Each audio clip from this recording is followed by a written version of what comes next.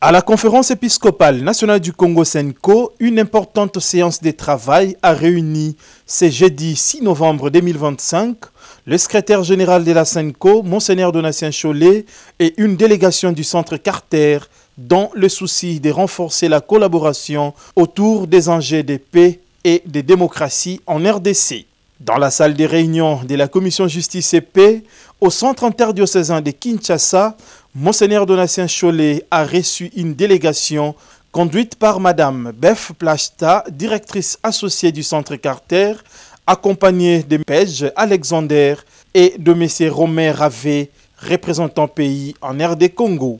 Autour de la table, les représentants de l'Église du Christ au Congo, les révérends Eric Senga, des experts de la CJP Senko, Cyril Ebotoko et Joseph Bolessé, ainsi que ceux du Centre Carter.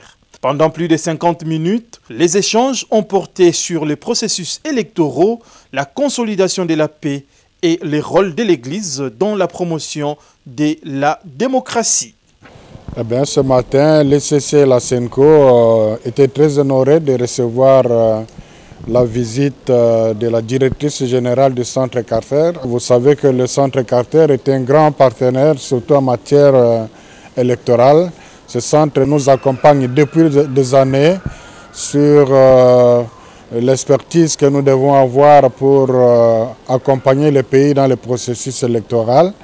Et la nouvelle directrice a considéré que c'était important de venir échanger avec nous sur les enjeux des prochaines élections. Puisque les élections démocratiques nécessitent un climat de paix pour se dérouler dans la transparence et la sérénité, Monseigneur Donatien Cholet a mis en avant l'initiative du pacte social pour la paix et le bien vivre ensemble, porté par la Senko, l'ECC et d'autres confessions religieuses, et actuellement en attente d'un engagement officiel de la part du chef de l'État. Dans les échanges, naturellement, on ne pouvait ne pas parler de l'initiative Pacte social pour la paix et le bien vivre ensemble, d'autant plus que le Centre Carter peut aussi être un facteur de plaidoyer pour la tenue de ce dialogue. Les élections sans la paix ne seraient pas possibles. Donc, si on veut des élections apaisées, libres et transparentes, on devrait être intéressé par tout ce qui consolide la paix. De son côté, M. Romain Ravé a salué la qualité des échanges, affirmant que cette rencontre témoigne de l'engagement du Centre Carter à accompagner les processus démocratiques en RDC, notamment en vue des prochaines échéances électorales. Nous sommes venus rencontrer nos partenaires, Senko et ECC, avec qui nous travaillons de longue date et dans d'excellentes relations depuis des années. Nous sommes venus aussi exprimer notre offre de soutien à la RDC en général pour accompagner l'agenda de démocratisation du pays.